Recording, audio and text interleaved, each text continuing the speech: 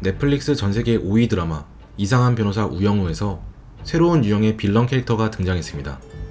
무한경쟁 전도사, 쓰레기 권모술사, 권민우 변호사인데요. 책 애고라는 적 분석 들어갑니다. 이 권모술수 권민우가?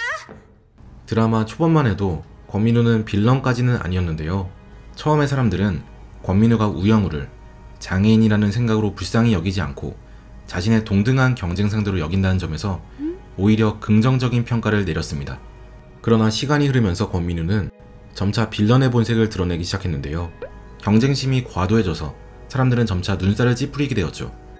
오늘은 권민우가 왜 그렇게 우영우를 못살게 굴었던 건지 이유를 낱낱이 분석해 보겠습니다. 사실 이 사회를 살아가고 있는 우리들도 권민우처럼 무한경쟁 빌런은 아니었는지 자각하는 시간을 가져보도록 하겠습니다. 권민우는 한화대 로스쿨 출신으로 한바다에서 우영우와 함께 신입 변호사로 근무 중입니다. 극중 한화대는 실제로 연고대급 정도의 대학으로 서울대보다는 한 단계 낮은 대학으로 추정되는데요. 우영우는 서울대 수석 졸업을 했다는 것을 고려하면 권민우가 출발선부터 한 발짝 지고 들어간다는 설정을 한 거죠. 들끓는 질투심과 경쟁심을 미리 예고한 겁니다. 그는 과거 뛰어난 언변과 잘생긴 얼굴로 아나운서 시험에도 합격했었는데요. 하지만 드라마 초반부터 최수연과 티격태격하는 모습으로 경쟁심이 매우 강하다는 걸 알 수 있었습니다. 노래까지 불렀는데 잘렸다면서요. 재수없다는 소리 많이 듣죠? 착한 척한다는 소리 많이 듣죠.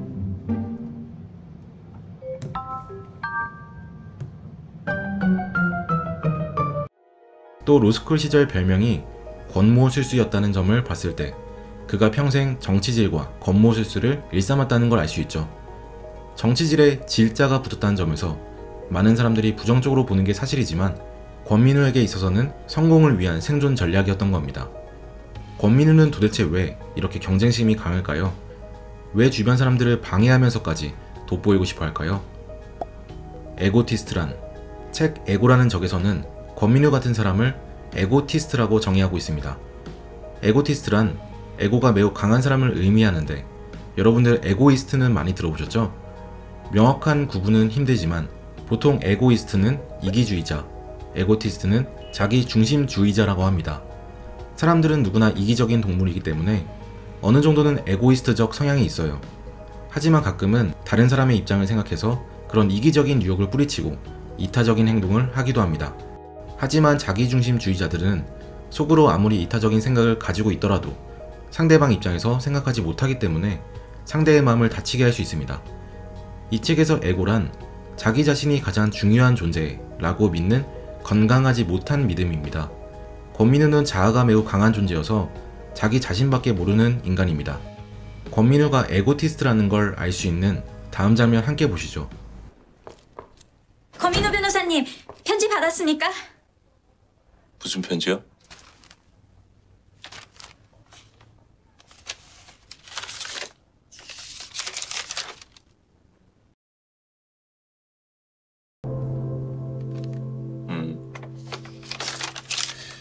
왜 나한테는 편지를 안 보냈지? 존재감이 없었나 내가? 이 장면을 보신 여러분들은 어떤 감정이 드시나요? 저는 이 부분에서 많이 놀랐는데 보통 사람들은 편지를 읽고 나면 당연히 편지 내용에 집중합니다. 만약 따뜻한 마음을 가진 최수연이 편지를 읽었다면 편지 내용에 공감하고 마음 아파했을 겁니다. 혹은 정명석 변호사라면 편지 내용에 공감 가더라도 이성적으로 사건에 집중해야 한다고 우영우에게 조언했을 수도 있겠죠. 사람마다 편지에 대한 반응은 다를 수 있지만 중요한 건 대부분 사람들이 편지 내용에 초점을 맞춘다는 거예요. 그런데 권민우는 어떻게 썼죠? 왜 나한테는 편지를 안 보냈지? 존재감이 없었나 내가? 편지 내용이나 지금 전체적인 상황보다 왜 본인이 나 권민우가 편지를 받지 못했는지에 가장 먼저 초점을 맞춥니다. 권민우의 모든 관심사는 오로지 자기 자신뿐이기 때문입니다. 에고티스트에게는 여러 특징이 나타나는데 이게 권민우와 정확히 일치합니다. 우선 에고티스트는 타인으로부터 받는 인정이나 지위에 지나치게 신경 씁니다. 잘했어요. 분위기 좋네. 감사합니다. 참고인 신문 준비를 많이 했는데 효과가 있어서 다행이네요. 사실 참고인 신문은 우영우가 열심히 준비했고 권민우도 이 사실을 잘 알고 있습니다. 그렇지만 정변이 준비 잘했다고 칭찬하자 마치 권민우는 자기가 준비한 것처럼 우영우의 대답을 가로챕니다. 권민우에게 중요한 것은 동료의 노력이나 공정성보다 상사로부터의 인정이기 때문입니다. 또한 에고티스트는 자기 주변에 벽을 쌓고 다른 사람과 협력하지 않는다고 합니다. 에고티스트의 목적은 자신이 남들보다 위대한 존재, 관심받는 존재가 되는 것이기 때문에 이들에게 타인은 잠재적 경쟁자일 뿐입니다. 그리고 위자료론 아닙니다. 적적 손해는 본인이 가지고 있었던 재산이 줄어든 것이고 소극적 손해는 본인이 얻을 수 있었던 재산을 얻지 못하게 된 것입니다. 그리고 위자료는 정신적 고통에 대한 배상이고요. 드라마 초반부터 권민우는 최수연과 경쟁하는 모습을 보입니다. 그런데 우영우가 등장하자 권민우는 또 우영우와 경쟁합니다. 그에게 주변 변호사들은 함께 성장하는 동료가 아니라 모두 경쟁자일 뿐인 거죠. 에고는 우리들의 진실된 성장을 가로막습니다. 에고로 가득 차 있으면 자신이 실제보다 더 대단하다고 믿고 무의식 중에 나는 더 이상 배우거나 성장할 필요가 없다라고 생각해버립니다.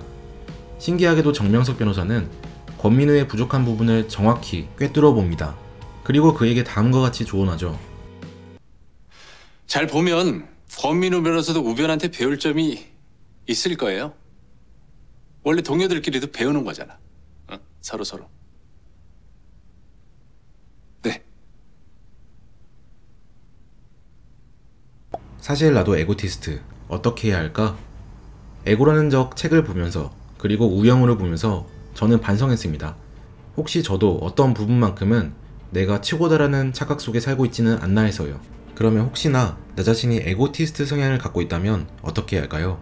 축하드립니다. 일단 첫 번째 관문은 성공했네요. 자신이 최고라는 생각은 우리의 성찰을 가로막습니다. 그럼에도 불구하고 내가 에고티스트는 아닐까? 라고 스스로 깨달은 것이 대단한 거죠.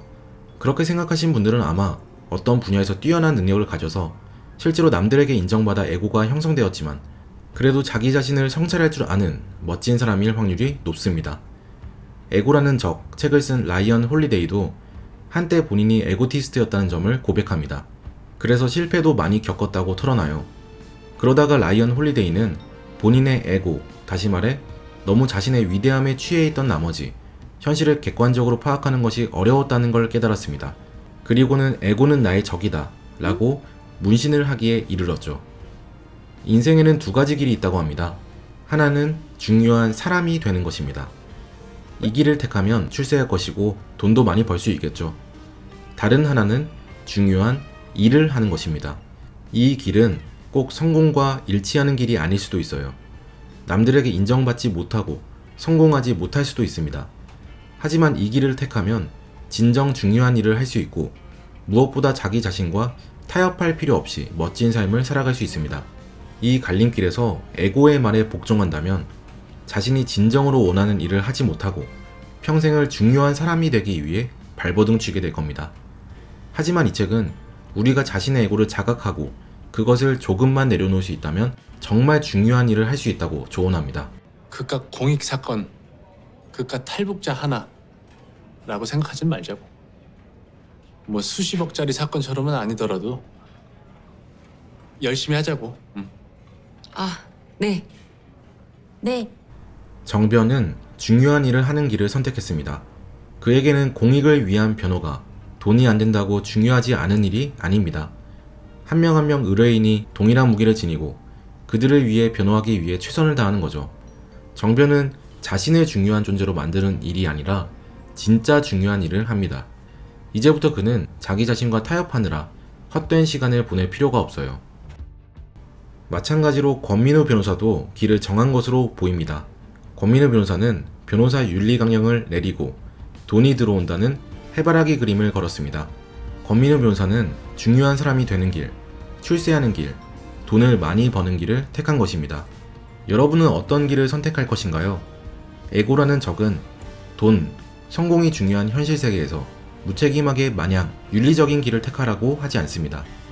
중요한 건 에고라는 늪에 빠져 출세하는 길을 선택할수록 오히려 성공과는 거리가 멀어질 수도 있다는 점을 지적한 것이죠. 사람은 어떤 일에 노력을 들이면 그 일이 거꾸로 그에게 노력을 들여 그 사람을 규정하게 된다. 노예 해방론자 프레드릭 더글라스가 했던 말입니다. 당신은 오늘 하루 어떤 일에 노력을 들였는지, 또 앞으로 어떤 일에 노력을 들일 건지 차분히 생각해보는 하루가 되었으면 좋겠습니다. I know that I'm well away from being a perfect guy.